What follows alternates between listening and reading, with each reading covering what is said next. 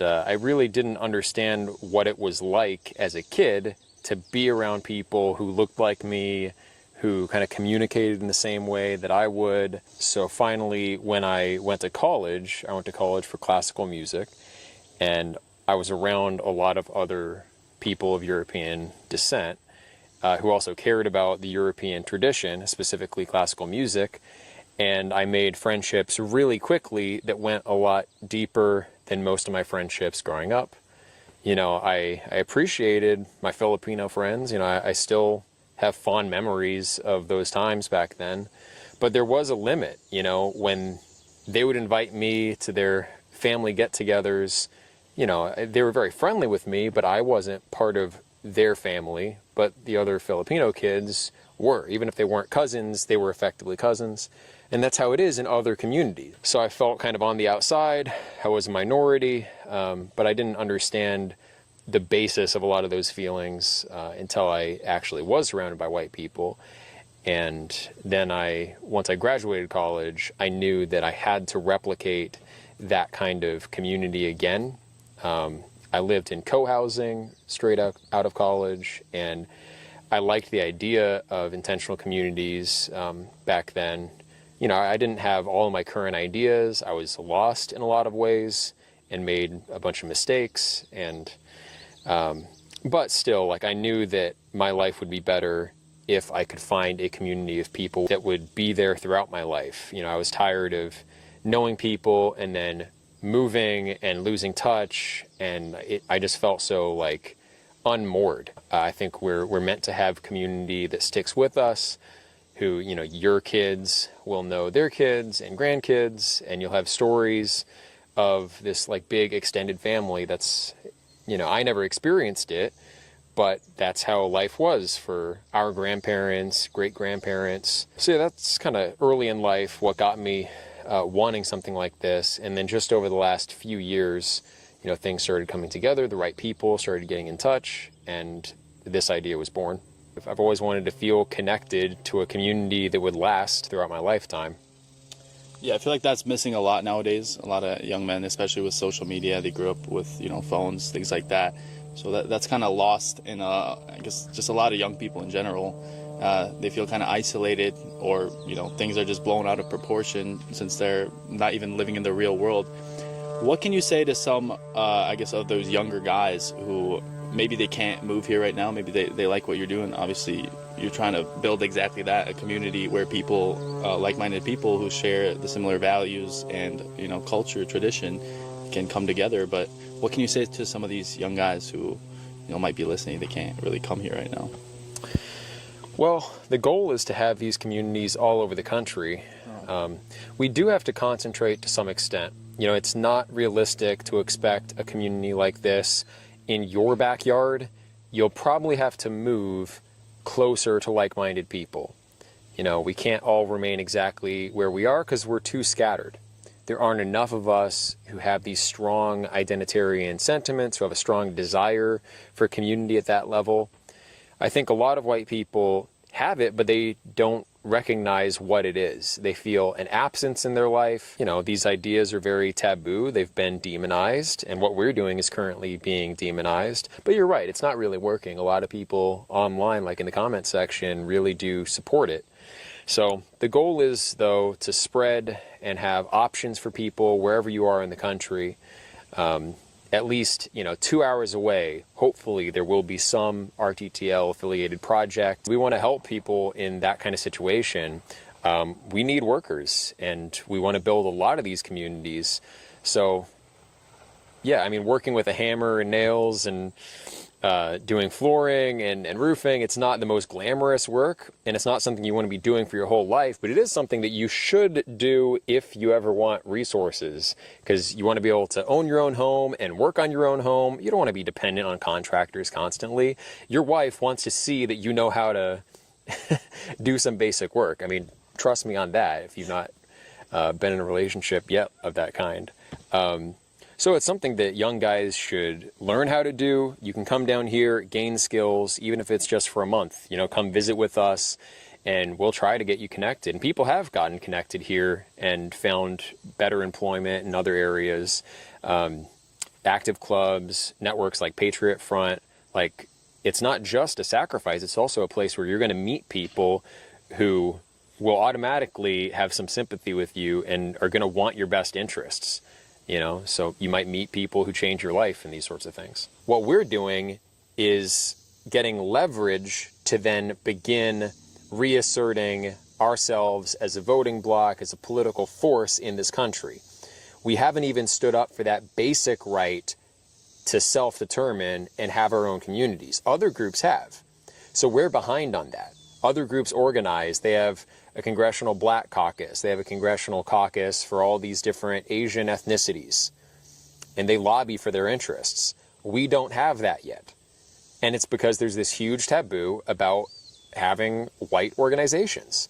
And a lot of the same people who say we should all be in the cities are terrified of attaching their name with any explicitly pro-white group. Now, a lot of people said it was a bad idea to ever talk to the media about what we're doing here, and they thought it would go poorly for us. Well, it turns out that was wrong, and when this stuff came to light, and when the public saw what we were doing, most of them, even if they wouldn't live that way themselves, they said we should have the right to do it. Most of the people that I meet in person say we should have the right to do this. Even if they think that we're racists and we're terrible people for wanting this, still they say we should have the right. And that's where you get that foot in the door. And from there, then we actually do have white organizations. Then we can build up and begin asking for bigger things. And I have to give credit where it's due. Like, this would not have come together if it was just me. What I had planned was to buy land and subdivide it and live near other people informally, you know, not an intentional community like this. And it would not have lasted forever because people don't live in the same place their whole lives. Some people would have moved away. Those properties would have been available on the open market. It wouldn't have been within an association like this, and it would have fizzled out eventually. Peter Siri had intentional communities in South America before he came up here. And he looked into the legal structure that we're now using. He was the one, actually, I think he found it on some 4chan thread at some point. But, you know, he did further digging, and it's been refined since those early stages. But the legal framework is a novel way of having a real stake in a collective enterprise where it's not communism. We're not just sharing everything. We have individual property, and we can individually homestead and be responsible for ourselves. And yet, we also have the ability to maintain our community and our values over time and through the generations. It's something that's not going to go away. So the structure was appealing to people. But also, yes, the tide has turned. And, you know, 10 years ago, hardly anyone would consider this. A very small minority of people. So our side overall numerically has grown. And then the proportion of those people on our side who are willing to consider this kind of living situation has also grown a lot. So, I mean, it's orders of magnitude more people are in favor of doing this sort of thing, to the point where now we have hundreds of people applying on a regular basis to this private association. And we've not taken out ads. We're not going out of our way to broadcast it. It's just people ask us what we're doing. You know, the media has asked us what we're doing, and we talk to them. And it's always been my policy, you know, I'll talk to anyone. I'll talk to people who oppose us. I'll talk to people who are for us. I'll talk to people about my own philosophy. I think discourse is good, and we should actually talk to each other instead of siloing off in echo chambers and having this feedback loop in how we think and how we communicate. It's opened up. This is very appealing to people. I think since COVID too. You know, COVID came and proved that, you know, the government is a threat to our liberty still. It really is. I mean, they had us locked up. We couldn't go to the beach. We couldn't do simple things. You know, there's no guarantee that the government is not going to do that in the future. So here, we're on our own private land. No one's going to shut us down from talking to each other, from getting together and sharing meals, from growing our own food. And if we don't defend our liberty in the ways that we can, then if and when the government decides to crack down on us, we're just going to be out of luck. How important has the support been from the overall community, and obviously the donations? I know you raised a decent amount of money on GiveSendGo or whichever platform it was. Like, how important and how crucial has that been to making this all possible? The support really came relatively late, and it's going to be huge. You know, our legal budget is far larger than it was before. So we're able to hire multiple specialized lawyers to make our framework even more airtight. You know, the Attorney General of Arkansas, his office said that according to their preliminary investigation, we're not doing anything illegal. That's a great victory, but it's a limited victory because they're not necessarily done looking into us. And this is a relatively easy state to try something like this. We want to be everywhere. We want to be in all 50 states, blue states too. And before we get to that point, we need a really strong defense. We need to know all of the case law in depth. And we know a lot of it, you know, and a lot of it's thanks to Peter Siri's research and the other lawyers who have volunteered their expertise to help us improve and get to this point. So most of, you know, what you see around us, we have done on our own resources. The support I personally got was incredibly encouraging because I was working 50 hours a week. I could not, I mean, all the media attention and negotiating it in the way that we have, that would have been impossible if I was still working full time these last 3 weeks. So I'm extremely grateful. It's also going to allow me to go and organize other land buys. And we're doing that in Missouri. We're doing that in the Pacific Northwest. We're doing that in Appalachia. We're hopefully going to do that somewhere outside of Dallas in the not too distant future. So there's a lot of plans that wouldn't have been possible without the support. So yeah, I mean, it's going to be a huge game changer for sure. What are some of the requirements to join this community? Obviously, you know, you have to be whiter than someone.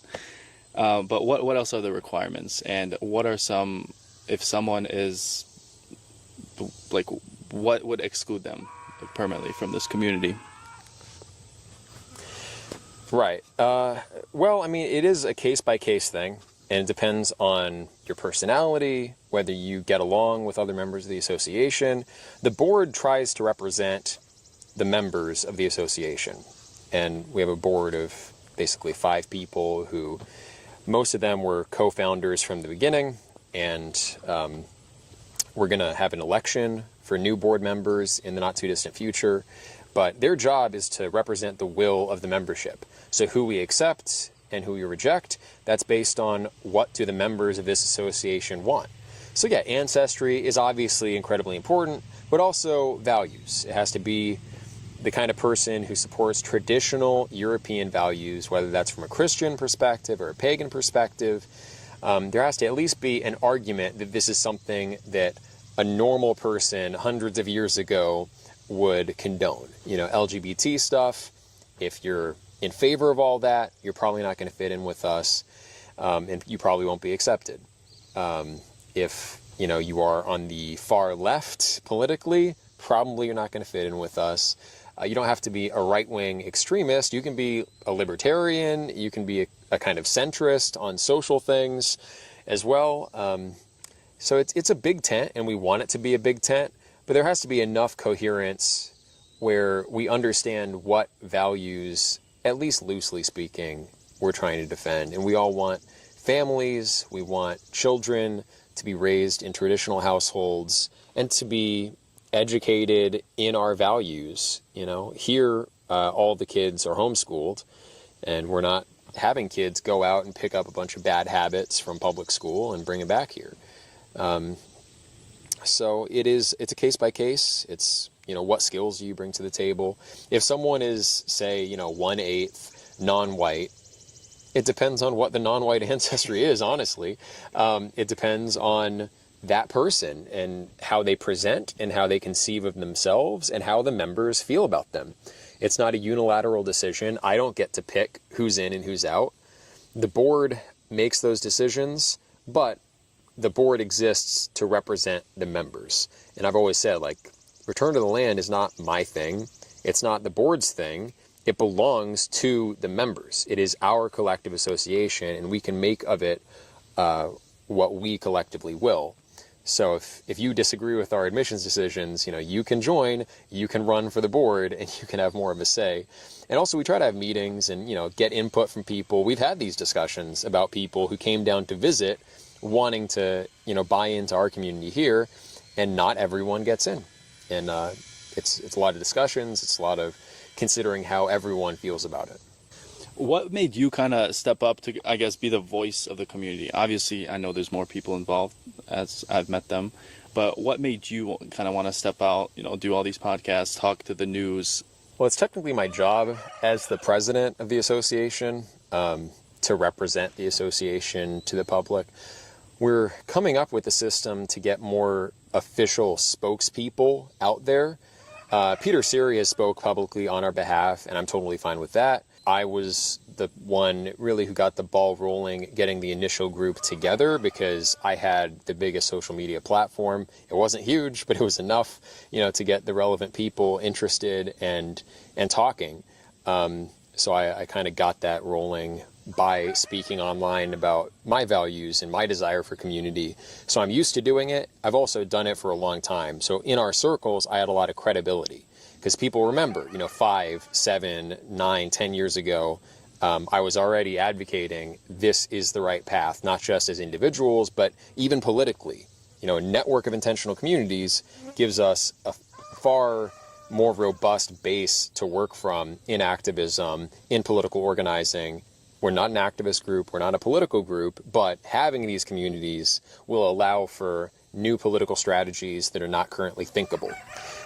So because I've been advocating for that for so long, it's just sort of natural that I would continue advocating for it now that people are curious about what it is exactly that we're doing down here. What do you kind of see as, where do you want this community to end up in? Do you want there to be a general school for the community where kids can come in, obviously interact with each other, maybe certain parents are better teachers of certain subjects, or where do you see this going? Yeah, we've had a homeschool co-op and are trying to keep that organized and going. We can't exactly have a school. We can't exactly have certain type of businesses for legal reasons. So this will remain a rural residential development, a neighborhood. We'll continue having homeschool co-ops. We will continue trying to share skills and have young guys come down and get trained in different things.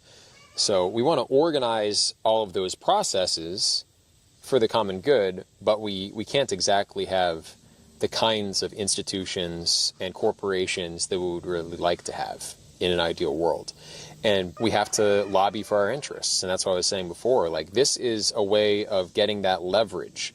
It's getting a foot in the door. It's asking for the bare minimum. And then once these communities are common, well, then the idea that we should be able to have our own schools, that's also a relatively modest proposal. And once that's allowed, well, we should also be able to have our own corporations with, a dozen people and not be forced to hire people outside of our community. I think that's also a modest proposal. And once we're able to start making those demands and we have political leverage because there's a voting bloc, there's an organized group behind us, then some of these limitations may come off. Yeah, I mean, it doesn't seem like you're asking for anything extreme. You just want to live around your community of people. You want to go to school with people of your community. There's an all-black community. Did they receive backlash? I don't think so. So, I mean, I think if people don't see this now, just go look up the news stories of the black communities versus your community. I mean, that should tell you all you want to know. Why do you think so many people have such a visceral, negative reaction to you guys building this community? Why do you think that is? It really seems to be the association with actual oppression on the part of whites against non-whites in the past. This was a white country. It was founded for white people, by white people. We weren't the original inhabitants of the land, obviously, but as far as the United States government, it was formed by us, for us. And for a long time, non-white people couldn't be citizens. And even when they could become citizens, they were second-class citizens, and they were separate but equal at a certain point, but it was kind of a forced separation. And the idea that people might be forced to segregate again, and the government might impose its will like that, That's scary to a lot of people. And they see what we're doing and they say, that's similar to what happened back then.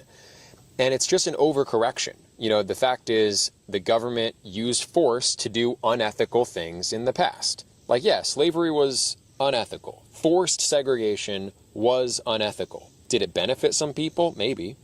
But it shouldn't have been forced. It should have been an option. I'm not arguing for forced segregation. I'm arguing for voluntary free association if people want that. If people want to integrate, I'm not going to stop them, and I don't think the government should stop them, because segregation in the past meant an evil regime of white supremacy, and that's not exactly the truth of it, but it's what people have in their mind. That's the connotation. They see what we're doing, they see the resemblance, and they say, well, that's just more of this, and I thought we moved past that.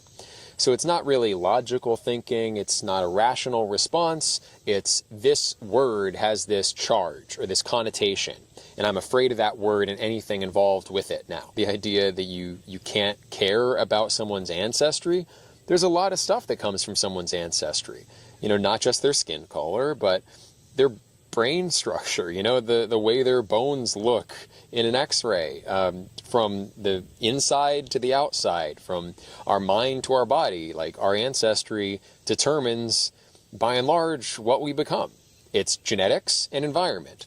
And yes, some things can change with changing the environment, and some people with, ancestry from one part of the world can successfully assimilate into another group, sometimes, and usually in small numbers. But you can't just take the population of the United States and replace it with a population of Haiti and expect the same results because they have the same constitution here. We tried that with Liberia, right? Effectively the same constitution, but those people, because of their ancestry and their different constitution, mentally, physically, in every respect, they didn't replicate the same kind of society we built here. And so I think it's totally legitimate to value ancestry, because it's where an awful lot of your attributes and behaviors and tendencies come from, and especially at scale. It's one thing to say, as an individual, I should judge you as an individual. I kind of get that logic. And when I was a kid, I kind of remembered that vaguely being the definition of racism, right? You judge an individual based on their race. But when it comes to social policy and how our neighborhoods should be constituted and how large groups of people can get along, then it's totally rational to think about racial attributes, because we're dealing with population averages. The random black guy that you interact with might be an exception to the average IQ of Africans, so you shouldn't dismiss every black person you see as, oh, they probably have an IQ of 85. That would be irrational to do that. But then if you're thinking, what is a population at large going to look like if all of a sudden you assimilate a lot of people who are IQ 85 on average, then you have to start thinking about group attributes. So it's just like people don't think rationally about that issue. They don't think rationally about the connotation with the word segregation. And I think more discussion needs to happen, more open discourse about, what should our stance on the nature of race and race relations actually be.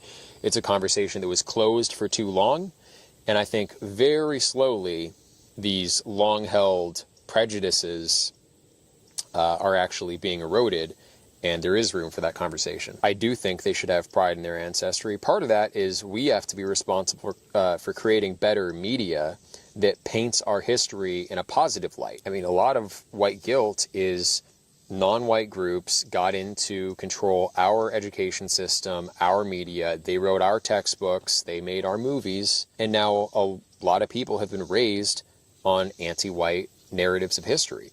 We have the tools now where we don't need $1 million or multi-million-dollar budgets to create compelling media. We have AI tools. We have people who are very interested in the details of history, and you can learn about the actual facts of, what was slavery actually like here compared to what was slavery like in Africa at the same time. We can put history in context in a more informed way today. So we're responsible, people on our side have to be making media like that. We have to be organizing larger groups of us to do larger media projects. We like talking heads. That's probably why you're listening to this. You like hearing people's opinions, and especially dissident opinions that go against the mainstream. Most people are afraid of dissident opinions. They don't want to think about things that go contrary to the conditioning they received as kids. You know, making our history spectacular and inspiring. That is work that actually can be done.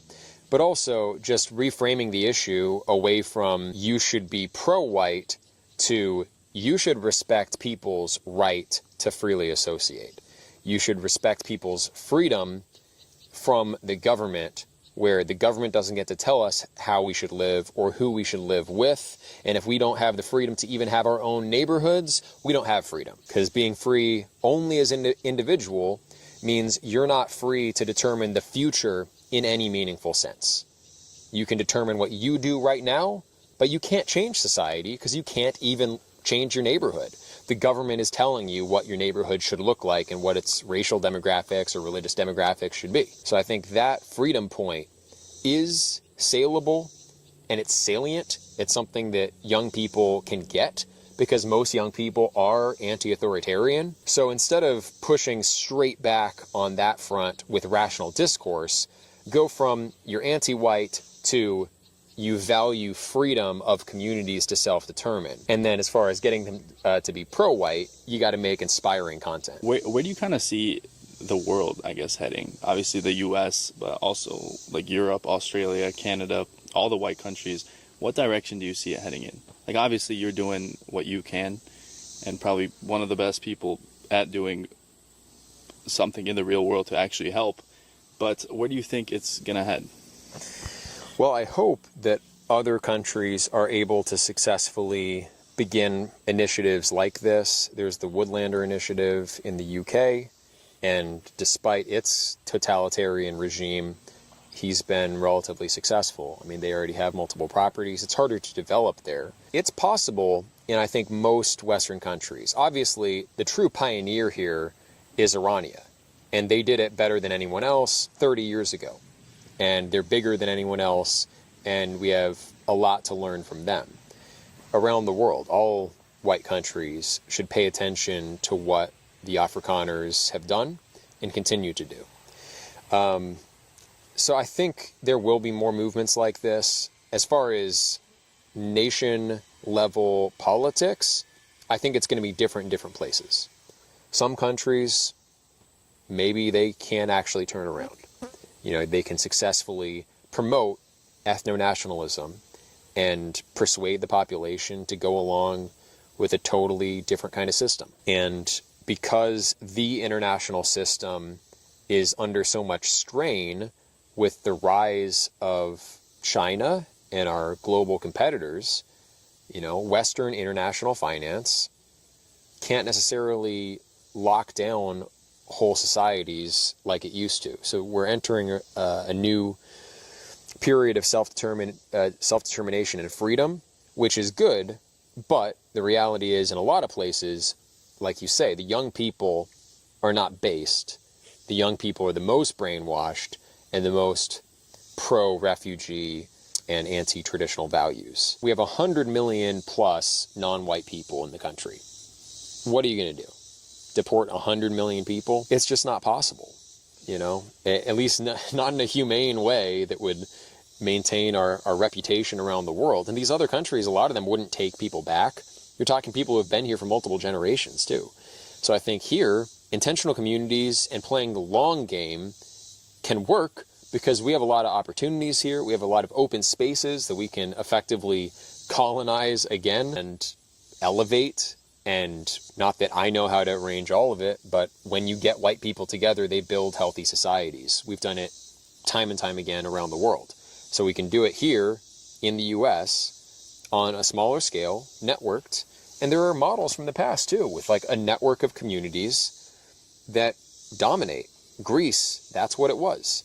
The 13 colonies, like our nation, the greatest nation in the history of the world, was formed through initially a network of intentional communities that each had their own values too. We don't have to totally agree. We agree on some things, and that gives us power. There's language already in UN documents to that effect. They're supposed to respect the right of ethnic minorities to self-determine. That's baked into international law as it exists. The weird thing is that somehow majorities are excluded from that. It's like if you're a minority, you get to have your own neighborhood, but if it's your country and you're the majority, then no. And, paradoxes like that, I think we can work at eroding the logic that led to supporting them. So it's just going to take a lot more discourse and a tailored approach in each country. But I think it'll look different in different places. The one common thread is we can work together and share legal research and have a network of lawyers. And the more each of these individual countries succeeds, the more all of us have opportunities. So, but yeah, it's a big question, and I'm curious, where all of this goes internationally.